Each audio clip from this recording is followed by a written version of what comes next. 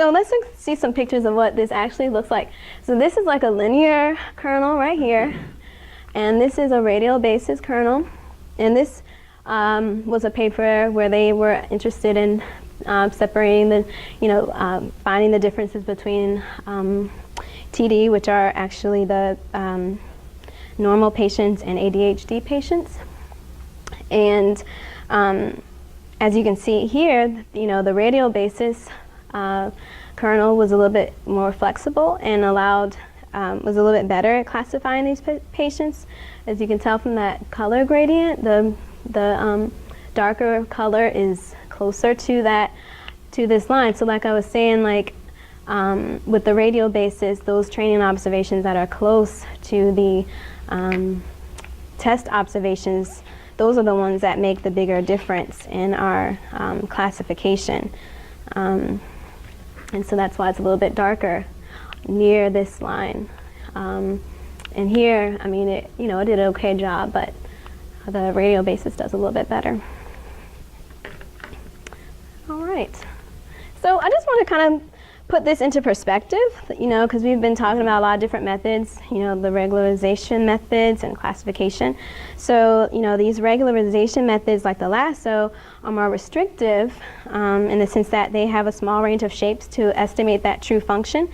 And nonlinear methods like classification using bagging and boosting and support vector machines are more flexible, yet they're less interpretable. And so Neil also talked about this somewhat, about interpretability trade-off that you get when you use some of these other kinds of classification methods. So when inference is the goal, it's probably a good idea to use more or less inflexible models, but when you want to predict some things, maybe you want to use, maybe interpretability is not as big of a deal for you. So. Okay, so there's some extensions, multi-class problems. I mean, I talked about 2 classes, but people use support vector machines on more than 2 classes, but it's really kind of a current research area. I mean, people are kind of using support vector machines to do multiple ones to do more than 2 classes, but kind of still break it down to an original 2-class problem. You can use it for, penalization methods, regression methods, and you can combine it with other methods. So that's what Kristen was talking about earlier today, about using a support vector machine with an inverse probability weighted method. And so it's very flexible in that case. And so if you are interested, you can read more either in the Elements of Statistical Learning book or in papers and stuff like that. So I just want to give a little bit of information about how you would actually implement this thing. I mean, you can do it in R. You can use the SVM function. You can indicate that you have a linear kernel. You can tell it what the cost argument is, which is the tuning parameter that I talked about earlier. And if you wanted to do a nonlinear kernel, you could do SVM again, but you just tell it whatever that nonlinear thing is. Here, it's radial. That gamma is, actually in this case, this gamma corresponds to a polynomial fit, but if you wanted to specify another kind of value, then you're dealing with a radial basis. Yes. Does this come like standard in R? I think it's standard. Yeah, SVM. I didn't see anything about a special package. I think it's standard, but don't quote me. So you can perform cost validation to figure out what cost you want to do, what tuning parameter, and what choice of gamma as well for that radial basis kernel function. Any questions? All right. So, sorry, I tried to find some good pictures. This thing I couldn't separate, but I hope you can see it.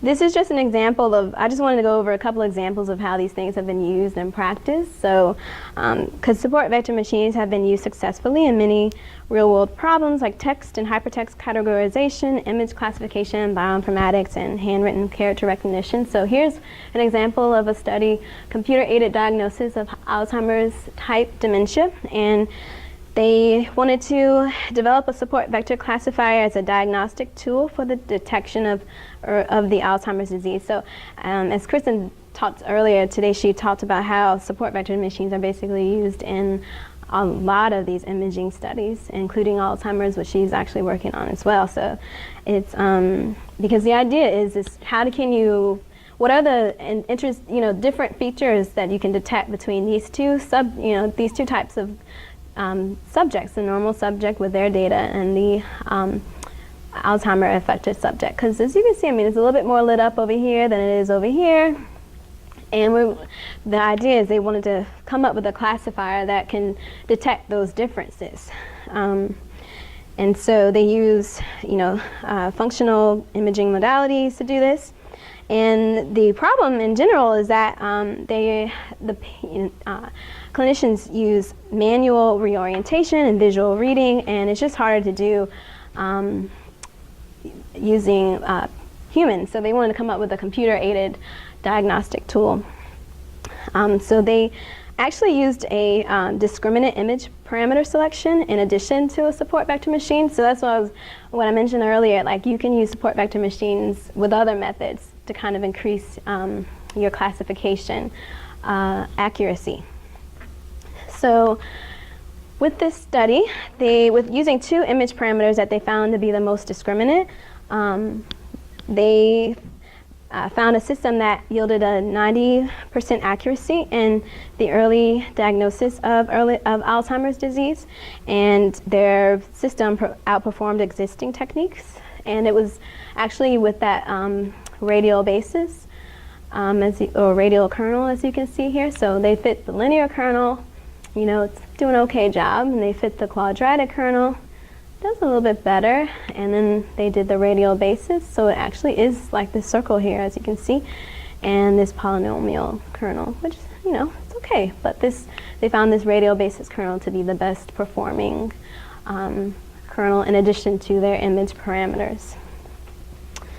All right, so I talked so much about what's so great about support vector machines and how it's used, but it's good to know what the limitations are. So some of the limitations are the choice of the kernel, as we talked about. I mean, you basically have to figure that out on your own. I mean, there's no one perfect kernel.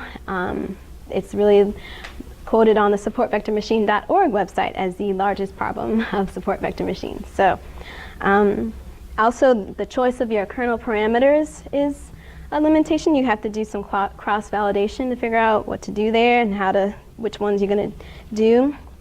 It's got a long training time because, even though we're in a smaller space where we're looking at just support vectors and not all of the observations, you still have a number of support vectors to consider, and we have to do and choose two of those. So that's still computationally involved. And then multi-class. I mean, that's great if you want to separate two classes, but what if you want to separate 3 or 4? I mean, what do you do? It's still kind of an open question. So that's actually all I have for today. I hope you enjoyed this talk. Coming up next, we'll have Brian come and talk to us about how to use support vector machines to rank models, and we'll also have Penny come and talk to us about discriminant analysis. And so I hope that was helpful and helped you all understand what support vector machines are. So thank you.